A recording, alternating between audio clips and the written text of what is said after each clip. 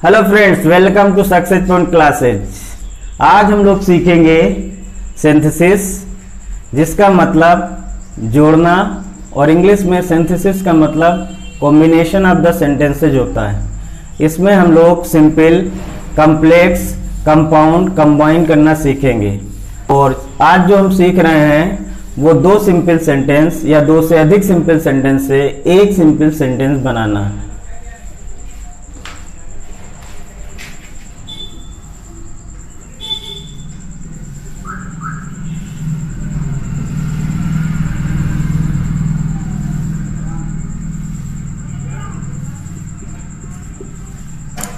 सबसे पहले simple sentence होते क्या हैं?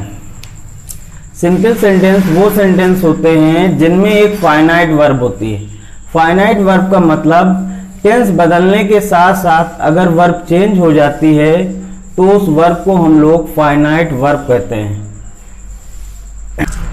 तो हम लोग सीखेंगे दो सिंपल सेंटेंस से एक सिंपल सेंटेंस बनाना।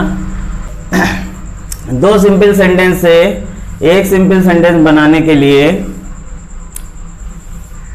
हमें कई यूजिंग्स का यूज करना पड़ता है। उनमें से निम्न ये हैं। Number 1 participle, number 2 nominative,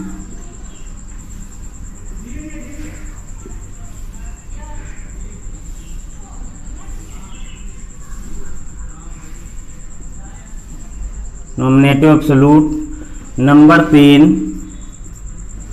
infinitive, number 4 opposition, number 5 adverb, number 6 preposition और नंबर 7 एडजेक्टिव एंड कंजक्शन।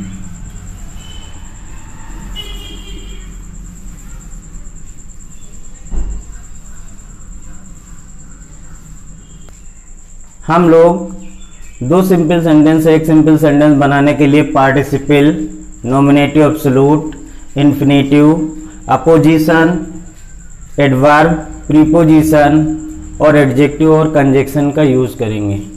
तो आज जो हम लोग सीखेंगे वो सबसे पहले यूजिंग पार्टिसिपल। तो सबसे पहले पार्टिसिपल होता क्या है? पार्टिसिपल वर्ब के साथ साथ एडजेक्टिव का भी काम करते हैं। तो पार्टिसिपल 3 टाइप्स होते हैं। उसी के अंतर्गत सबसे पहला पार्टिसिपल जो है वो प्रेजेंट पार्टिसिपल है। प्रेजेंट पार्टिसिपल वर्ब की फर्स्ट फॉर्म में आईएनजी लगाने पर प्रेजेंट पार्टिसिपल बनता है, जिसका अर्थ करके, करने पर या हुआ, हुई, हुए होता है। प्रेजेंट पार्टिसिपल में दो काम एक साथ चलते हैं या एक काम समाप्त होने से पहले दूसरा काम स्टार्ट हो जाता है। जैसे hearing the noise child woke up, आवाज सुन करके बच्चा उठ गया। इसका मतलब यह है कि आवाज खत्म नहीं होने पाई और बच्चा जाग गया। अब हम सीखेंगे नंबर 2 पास्ट पार्टिसिपल। वर्ब की थर्ड फॉर्म को ही हम लोग पास्ट पार्टिसिपल कहते हैं। पास्ट पार्टिसिपल का भी अर्थ हुआ, हुई, हुए में होता है। ये एज ए एडजेक्टिव कार्य करता है। अगर ये सब्जेक्ट की विशेषता बताएगा तो सब्जेक्ट के आगे, और अगर ऑब्जेक्ट की विशेषता बताएगा तो ऑब्जेक्ट के आगे रख देते हैं। जैसे I found my lost book, तो यहाँ पे लोस्ट जो है वो वर्ब की थर्ड फॉर्म है, लेकिन ये एज ए एडजेक्टिव काम कर रहा है, इसलिए यहाँ पे। या ऐसे भी हो सकता N injured man was crying for help. तो यहाँ पे जो ये इंजर्ड है ये भी वर्ब की थर्ड फॉर्म है, लेकिन ये मैन की विशेषता बता रही है, इसलिए इसके आगे। इसके बाद हम सीखेंगे परफेक्ट पार्टिसिपल। 3 नंबर पे परफेक्ट पार्टिसिपल। अगर वर्ब की थर्ड फॉर्म से पहले हैविंग का यूज होता है तो उसे हम लोग परफेक्ट पार्टिसिपल कहते हैं, जिसका अर्थ करने के बाद या पश्चात होता है। इसमें एक कार्य के समाप्त होने के बाद दूसरा कार्य शुरू होता है। जैसे having taken my food I went to sleep.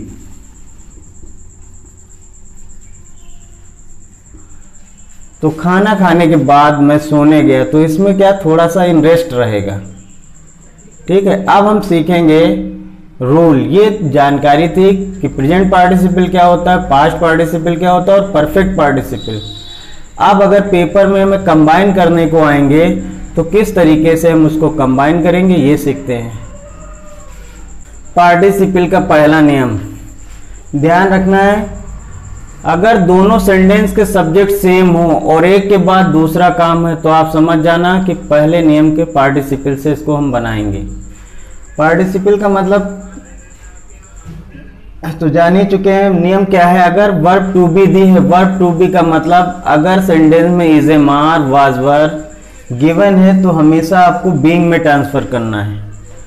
और अगर वर्ब की सेकेंड फॉर्म दी है तो हमें याद रखना या तो वर्ब में आईएनजी लगेगी या हैविंग लगा के थर्ड फॉर्म, या तो प्रेजेंट पार्टिसिपल से करेंगे या परफेक्ट पार्टिसिपल से। और इसको जानने के लिए अगर वर्ब में आईएनजी मतलब दी है प्रेजेंट पार्टिसिपल कब, अगर आपको लगता है कि काम तुरंत हो रहा है तो प्रेजेंट पार्टिसिपल, और अगर काम रुक के हो रहा है तो परफेक्ट पार्टिसिपल के अकॉर्डिंग करेंगे। कैसे गौर करेंगे, जैसे फॉर एग्जाम्पल दिया है I was hungry, I ate mangoes. तो देखेंगे दोनों सेंटेंस में कि आई दोनों सेंटेंस के सब्जेक्ट कैसे हैं, सेम। और यहाँ एक के बाद दूसरा काम भी दिख रहा, मैं भूखा था मैंने आम खाए। तो हमें क्या करना, क्या अगर हमने कह दिया अगर सेंटेंस में is am are was were दिखेगा तो आप हमेशा बीइंग में लेंगे। और तो इस तरीके से जब काम करेंगे तो स्टार्टिंग भी यही होगी, बीइंग हंग्री, कामा लगा देंगे, आई एट मैंगोज।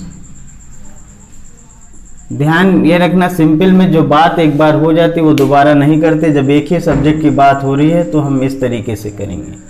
यहाँ पे तो सेम है, जैसे थोड़ी देर के लिए हम बता दें कि अगर यहाँ पे राम दिया है और यहाँ पे ही दिया है तो राम क्या है, नाउन, और ही क्या है, प्रोनाउन। तो हम यहाँ पे ही नहीं लिखेंगे बल्कि यहाँ पे हमें क्या लिखना पड़ेगा, being hungry Ram ate mangoes, क्योंकि नाउन को रखना जरूरी जिससे हमें पता चले बात किसकी हो रही है।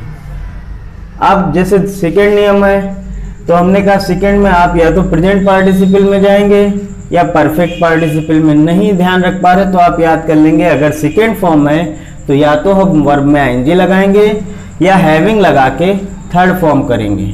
ठीक है, तो कैसे गौर करेंगे।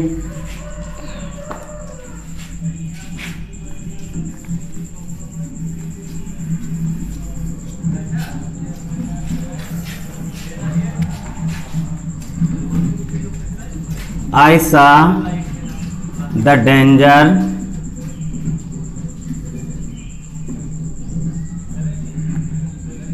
I turned behind।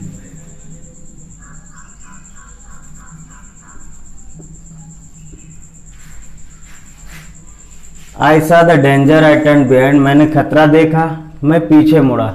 तो हम देख रहे हैं इस सेंटेंस में कि तुरंत काम होगा तो हम क्या लिखेंगे, वर्ब की फर्स्ट फॉर्म में आएंगे तो सा का क्या करना पड़ेगा, फर्स्ट फॉर्म में आएंगे सी, उसी में एनजी ऐड कर देंगे, सीइंग द डेंजर, और फिर कॉमा लगा के आई टर्न बिहाइंड। और इस तरीके से ये भी सिंपल में कंबाइन हो जाएगा।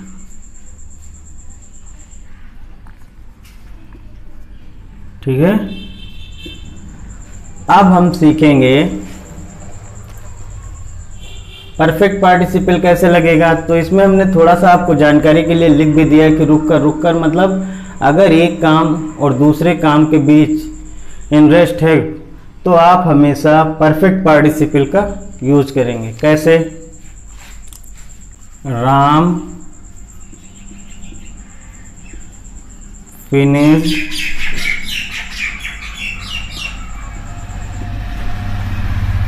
his work, he went home।